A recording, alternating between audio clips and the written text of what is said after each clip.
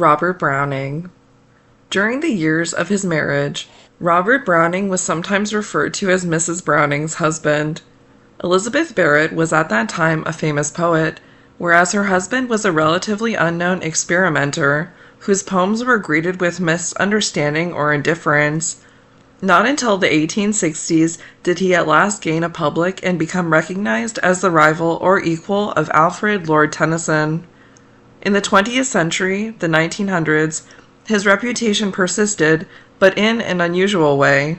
His poetry was admired by two groups of readers widely different in tastes. To one group, among whom were the Browning societies that flourished in England and America, Browning was a wise philosopher and religious teacher who resolved the doubts that troubled Matthew Arnold and Tennyson. The second group of readers enjoyed Browning less for his attempt to solve problems of religious doubt than for his attempt to solve the problems of how poetry should be written.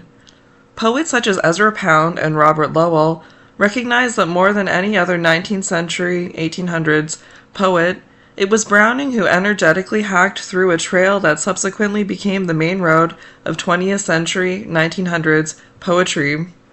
In Poetry and the Age, 1953, Bandel Gerald remarked that the dramatic monologue, which once had depended for its effect upon being a departure from the norm of poetry, now became in one form or another the norm. The dramatic monologue, as Browning uses it, separates the speaker from the poet in such a way that the reader must work through the words of the speaker to discover the meaning of the poet.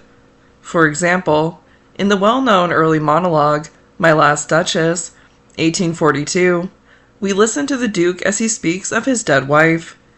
From his one-sided conversation, we piece together the situation, both past and present, and we infer what sort of woman the Duchess really was and what sort of man the Duke is. Ultimately, we may also infer what the poet himself thinks of the speaker he has created.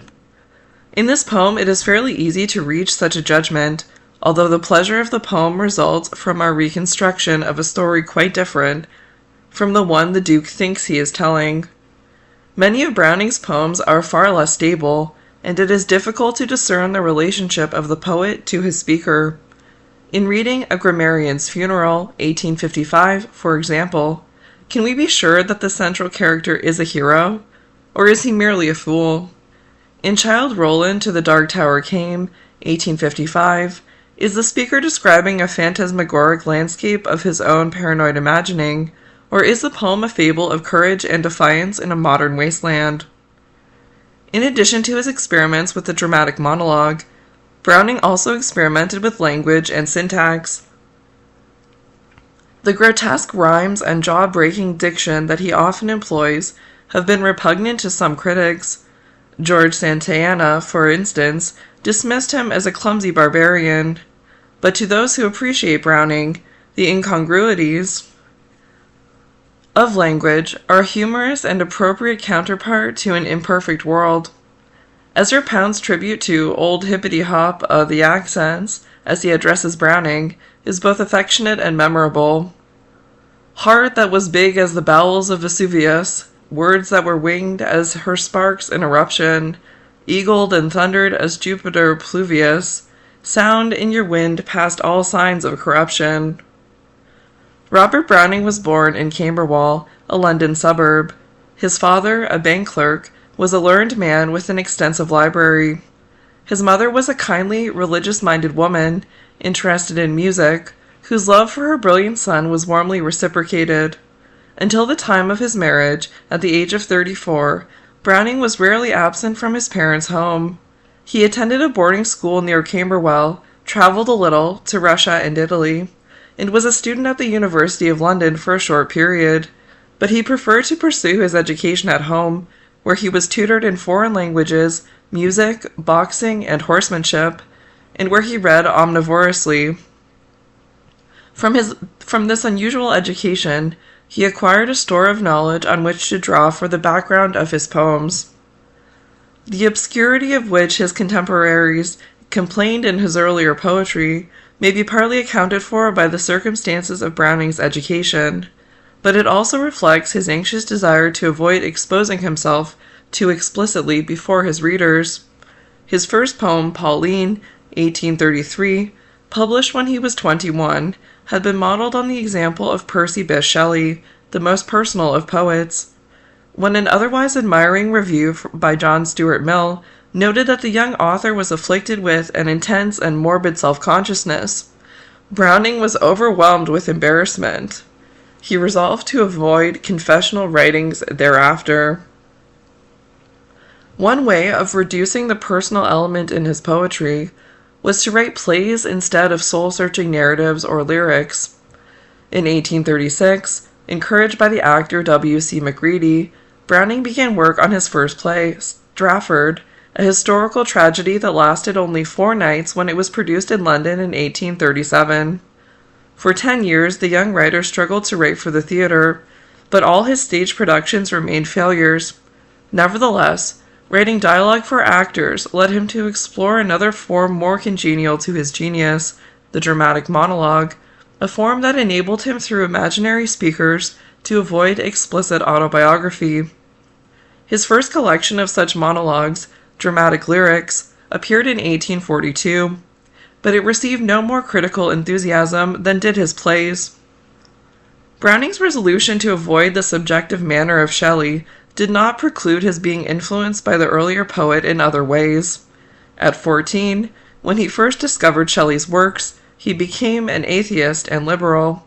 Although he grew away from the atheism after a struggle, and also the extreme phases of his liberalism, he retained from Shelley's influence something permanent and more difficult to define, an ardent dedication to ideals, often undefined ideals, and an energetic striving towards goals, often undefined goals.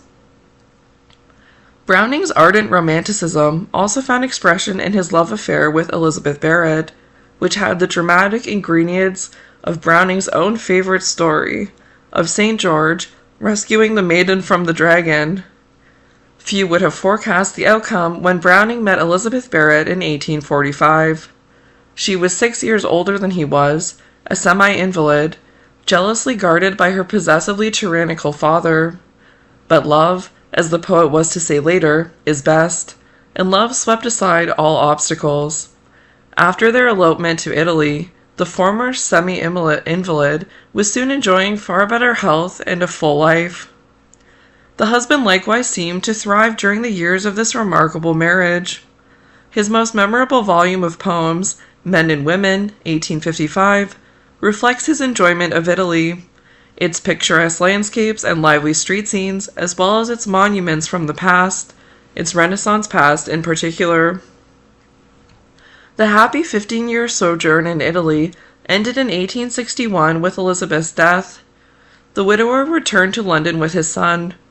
During the 28 years remaining to him, the quantity of verse he produced did not diminish.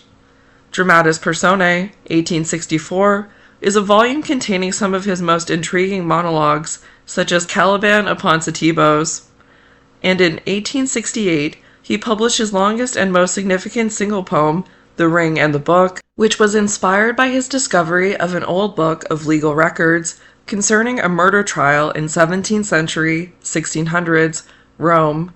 His poem tells the story of a brutally sadistic husband, Count Guido Franceschini. The middle-aged Guido grows dissatisfied with his young wife, Pompilia, and accuses her of having adulterous relations with a handsome priest who, like St. George, had tried to rescue her from the appalling situation in which her husband confined her. Eventually, Guido stabs his wife to death and is himself executed.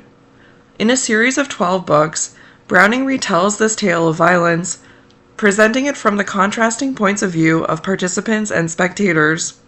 Because of its vast scale, The Ring and the Book is like a Victorian novel, but in its experiments with multiple points of view, it anticipates later works such as Joseph Conrad's novel Lord Jim, 1900, and Akira Kurosawa's film Rashomon, 1950. After The Ring and the Book, several more volumes appeared. In general, Browning's writings during the last 2 decades of his life exhibit a certain mechanical repetition of mannerism and an excess of argumentation, tendencies into which he may have been led by the unqualified enthusiasm of his admirers, for it was during this period that he gained his great following. When he died, in 1889, he was buried in Westminster Abbey. During the London years, Browning became extremely fond of social life. He dined at the homes of friends and at clubs, where he enjoyed port wine and conversation. He would talk loudly and emphatically about many topics, except his own poetry, about which he was usually reticent. Despite his bursts of outspokenness, Browning's character seemed, in Thomas Hardy's words, the literary puzzle of the 19th century. Like William Butler Yeats, he was a poet preoccupied with masks. On the occasion of his burial, his friend Henry James reflected that many oddities and many great writers have been buried in Westminster Abbey, but none of the odd ones have been so great and none of the great ones been so odd.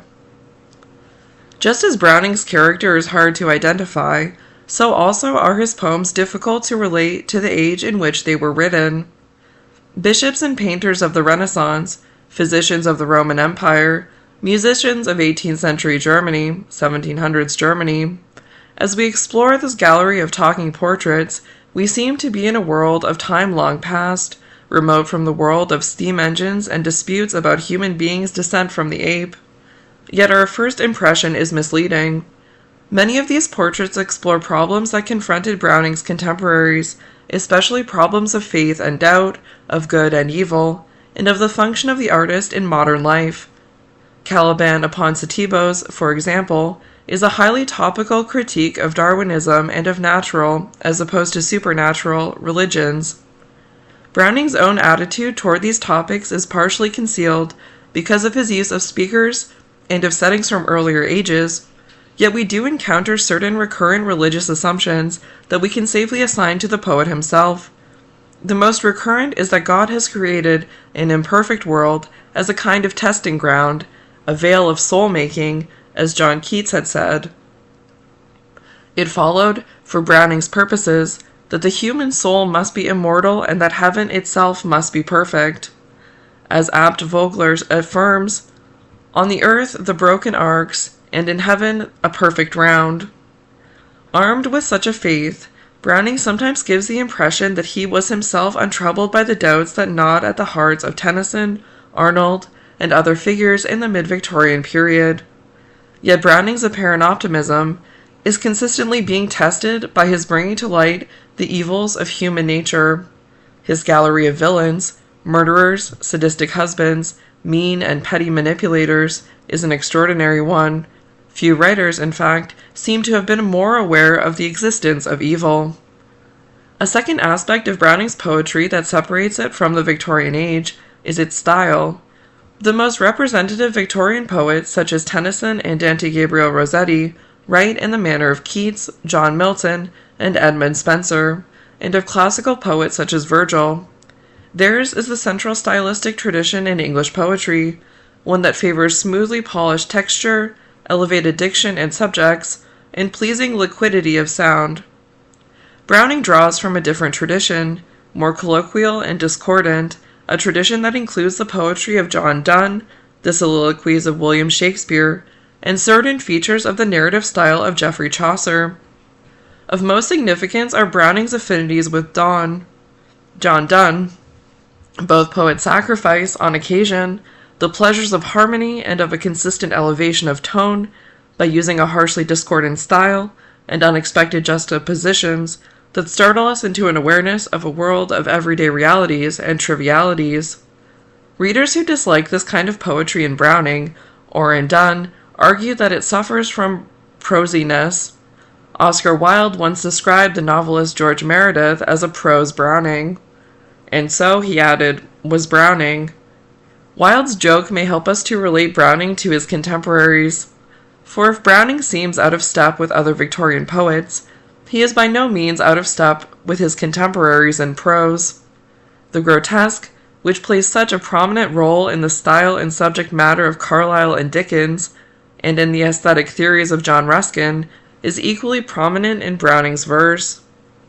Fee, faw, fum, bubble and squeak, blessedest Thursday is the fat of the week. Rumble and tumble, sleek and rough, stinking and savory, smug and gruff.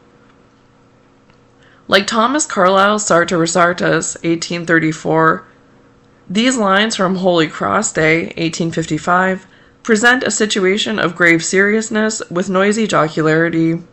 It was fitting that Browning and Carlyle remained good friends, even though the elder writer kept urging Browning to give up verse in favor of prose. The link between Browning and the Victorian prose writers is not limited to style.